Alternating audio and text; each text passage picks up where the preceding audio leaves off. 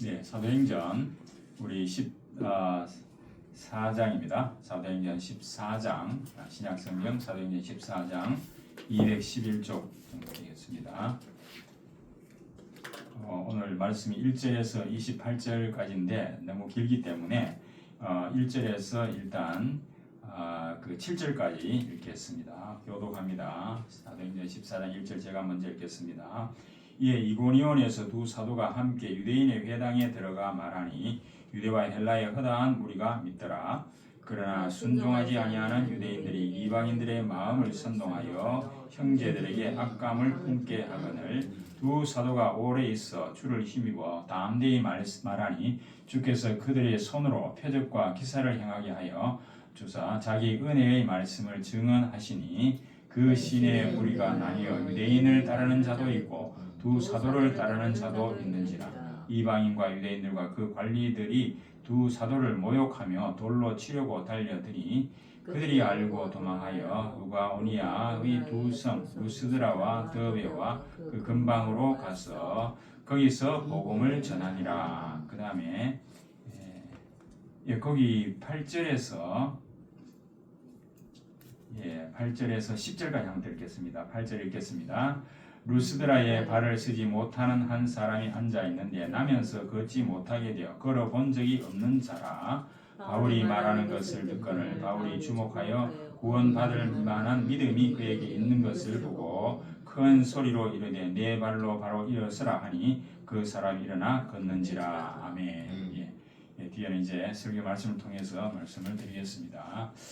오늘은 이제 이고니온과 루스드라에서 이 바나바와 바울이 선교한 그런 장면입니다. 우리가 13장에서 수리아 안디옥 교회 파송을 받아가지고 이 두 사람이 이 구브로 섬의 살라미 그리고 바보에서 복음을 전했죠.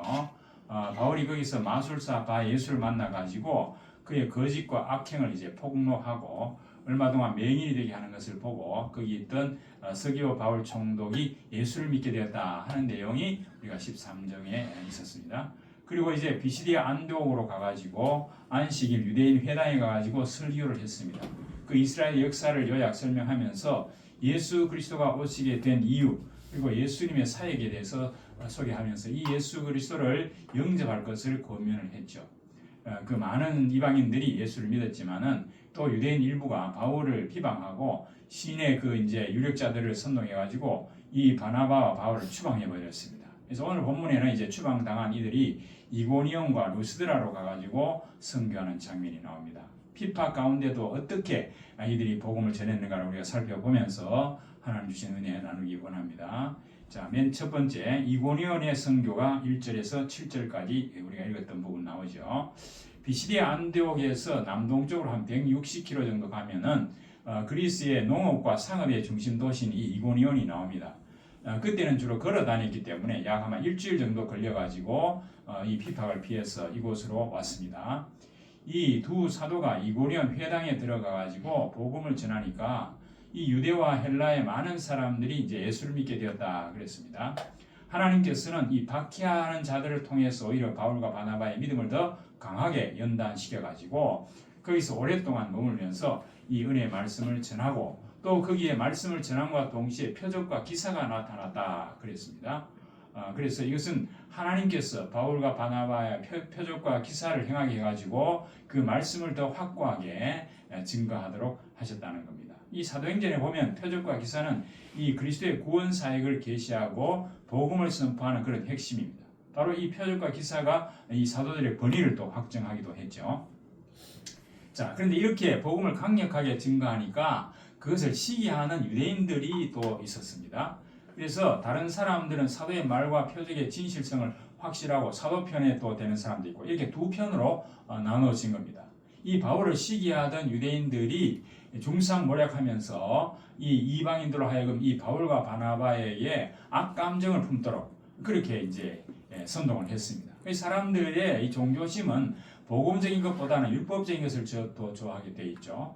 뭔가 내가 노력하고 예를 써야 구원받을 수 있다고 해야 자기 공로가 빛이 나니까 그걸 좋아합니다. 그러나 아무것도 필요 없이 그리스도의 완전한 은혜로 십자가 부활을 믿으면은 죄 사함 받고 영생 얻는다. 이런 단순한 복음은 사실 성령의 은혜가 아니고는 알 수도 없고 받을 수도 없는 겁니다. 그래서 우상 숭배자들은 복음이 이해가 되지 않습니다. 이 우상 숭배 자체가 아주 열심히 섬기고 또 고행을 하고 자기를 괴롭히고 하는 그런 어떤 노력을 통해서 그 신의 경지에 들어가는 줄로 아는 사람들이 많습니다. 교회 다니는 성도들조차도 무언가 더 열심히 기도하고 교회 봉사를 많이 해야만 구원받을 줄로 착각하는 사람들이 있는데 이것은 바로 예수 믿기 전에 그런 변화되지 못한 습관 때문에 그렇겠죠. 성도가 더 열심히 기도하고 봉사를 해야 하죠. 그러나 그것은 구원받기 위해서가 아니고 구원받은 은혜를 감사해서 자연스럽게 흘러나오는 것이 되어야 된다. 그 말입니다. 이처럼 복음에 대한 악감정을 품고 있는 유대의 율법주의자들이 이방인들의 마음을 선동해가지고 그렇게 단순하게 믿기만 하면 구원을 받겠느냐 이런 식으로 율법을 지켜야 된다는 식으로 이렇게 혼돈을 일으키도록 그렇게 만든 겁니다.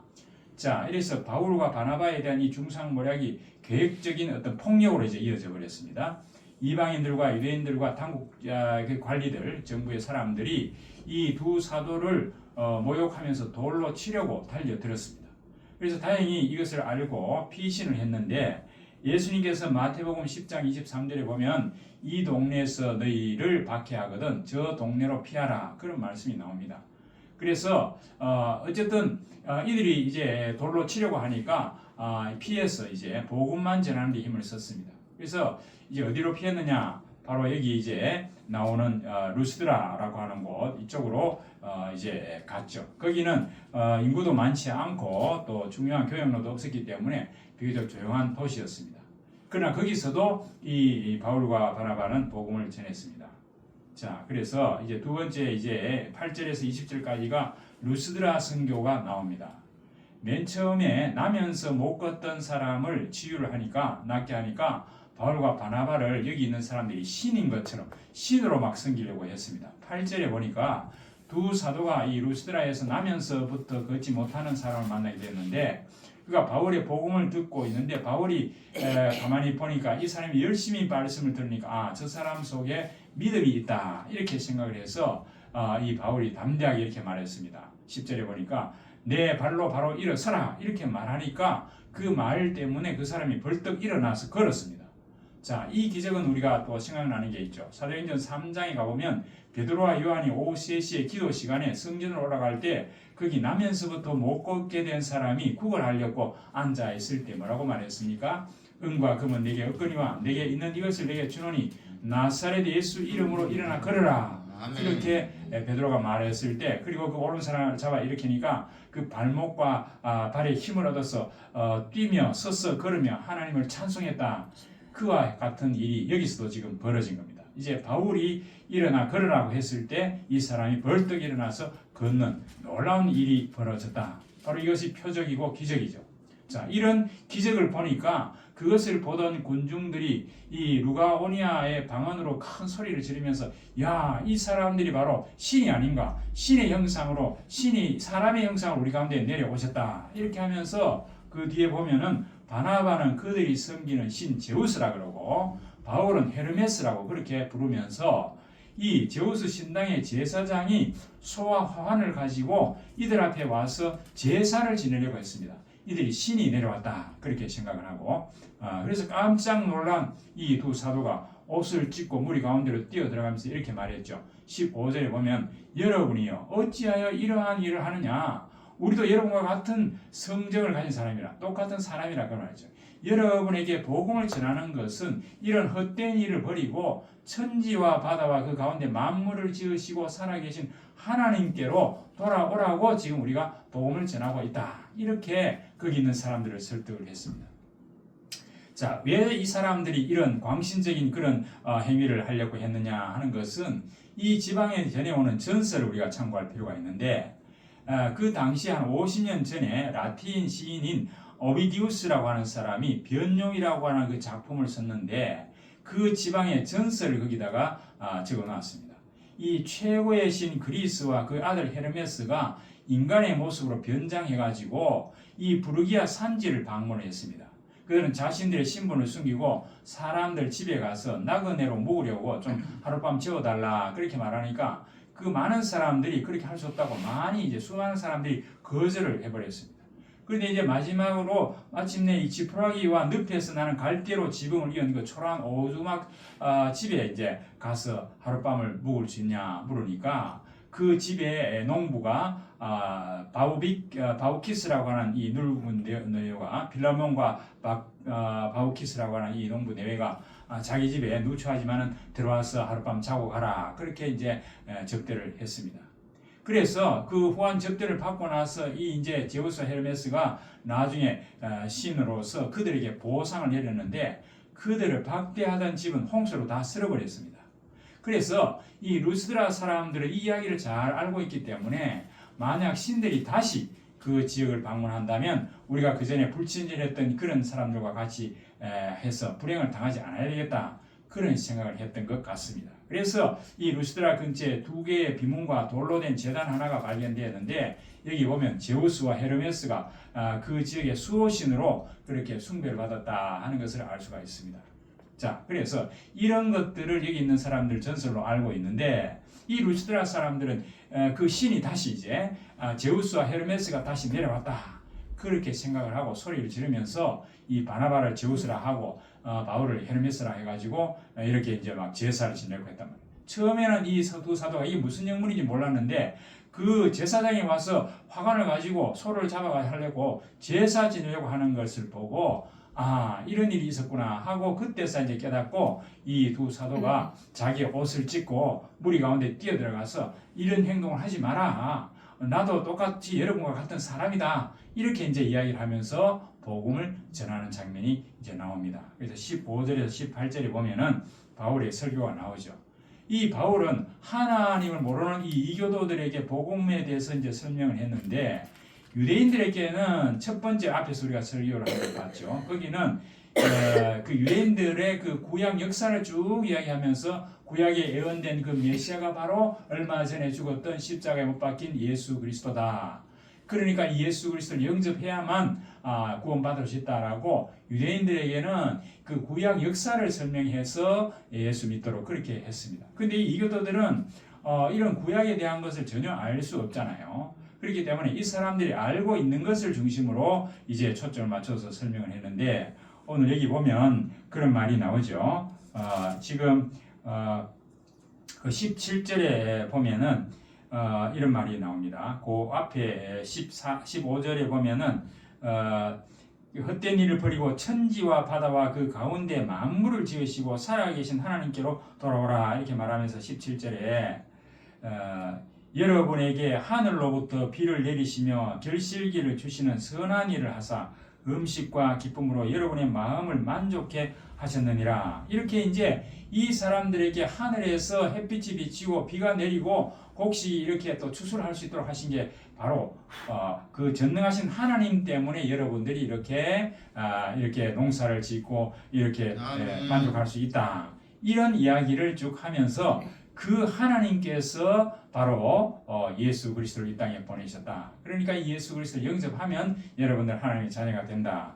이렇게 이제 자연 현상과 자연의 일을 이제 가져와서 하나님을 설명했단 말이죠. 그래서 이제 이 사람들을 말렸습니다. 그래서 비록 하나님께서는 지나간 시대에는 모든 민족이 자기 갈 길을 가도록 그냥 두셨지만 방임하셨지만은 이제 자신들을 통해서 이 복음을 증거하게 하셨으니까 이 복음을 듣고 속히 예수 그리스도를 영접하고 구원을 받으라. 이렇게 이제 그 사람들에게 자세히 설명을 했다 하는 겁니다. 그래서 제사를 못하게 했죠. 자, 그러니까 이제 19절부터 이제 어떤 일이 벌어집니까? 이 복음을 전하니까 이 복음을 듣고 믿는 사람도 있었지만 또 그곳에 있던 유대인들이 전번에 그 안디옥과 이고니온에서 바울과 바나바를 죽이려고 했던 그 사람들에게 또 연락을 해가지고 그 사람들이 여기까지 오도록 해서 그 사람들과 함께 무리를 충동해서 이 돌로 바울을 쳐서 그 이고니온에서는 돌로 치려고 했다가 피했는데 여기서는 이 사람들이 몰려와서 바울을 돌로 쳐서 죽였다. 그래서 죽은 줄 알고 성 밖으로 내다 버렸습니다. 그런데 이 이고니에서 온 바울을 돌로 치려고 음모를 꾸몄는데 여기서는 실제로 그 돌을 쳤다 이 말이죠. 자, 이거는 어떤 정당한 형법 집행이 아니고 사적인 폭행이죠. 군중들이 던진 돌에 맞을 때에 아마 바울은 어떤 생각을 했겠습니까? 스데반을 떠올리면서 그때 스데반이 했던 기도를 아마 드리지 않았을까 그렇게 추측이 됩니다. 그러나 이 복음의 원수들은 이 바울을 죽이지 못했습니다. 단지 그가 죽은 줄로 알고 내다 버렸다 그랬습니다. 그래서 바울이 복음을 전하는 것을 듣고 예수를 믿고 그를 따르던 그 제자들이 또 있었잖아요. 그 사람들이 성 밖으로 가가지고 내쳐진 바울을 둘러서서 이렇게 보면서 이거 어떻게 해야 될까 하고 그렇게 이제 생각을 했을 겁니다. 근데 이때 이 바울이 다시 깨어나가지고 이 루스드라 성으로 다시 들어가서 복음을 전했다고 했습니다. 아마 하나님께서 이 바울에게 새 힘을 주셔가지고 온통 몸에 피투성이가 되었지만은 다시 일어나가지고 보통 사람 같으면 그렇게 돌로 맞았으면 도망갔을 건데 이 바울은 또 다시 그 성에 들어가서 복음을 전했다 하는 겁니다. 그래서 이렇게 바울은 자기가 이렇게 그 핍박을 당해도 거기에 개의치 아니하고 복음 전하는 일에만 이렇게 관심을 가지고 이렇게 도전을 했다 하는 것을 알 수가 있죠. 이 바울이 복음에 대한 열정이 얼마나 더 큰가 하는 것을 오늘 이 말씀을 통해서 우리가 알 수가 있습니다. 이 아프리카 선교사 리빙스톤이 복음을 전하다가 2번이나 사자에게 물려 뜯겼지만은 죽지 않았습니다. 오늘 바울처럼. 그래서 그는 사명을 다하기 전에는 하나님께서 결코 데려가시지 않는다고 하는 그런 확고한 믿음이 있었기 때문에 역경을 이겨냈습니다. 이때 바울도 사명이 남아있었기 때문에 하나님께서 이 죽지 않고 일어나게 하십니다. 그래서 바울이 고린도 후서에 보면은 거꾸로 뜨림을 당하여도 망하지 않는다 하는 말을 바울이 그렇게 한 겁니다. 그래서 이 바울 사도가 자기가 얼마나 복음을 전하면서 곧 이 고난을 당했는지 기록한 것이 고린도후서 11장에 가보면 24절 27절에 나옵니다.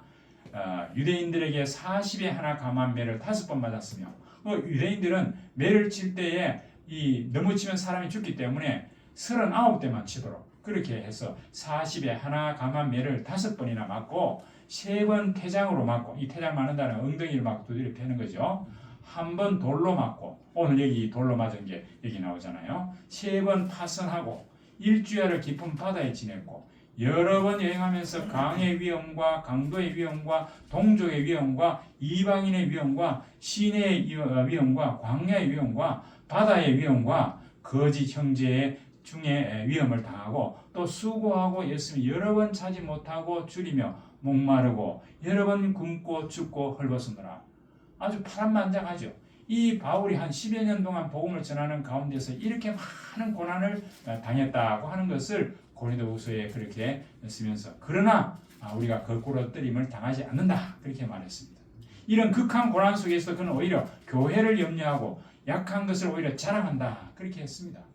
바울 사도는 예수 그리스도의 복음 때문에 고난 당한 것을 오히려 자랑스럽게 생각했습니다. 그 고난 중에도 주님이 붙들어 주셨고 놀라운 복음의 열매들을 맺히도록 해 주셨기 때문에 그렇습니다.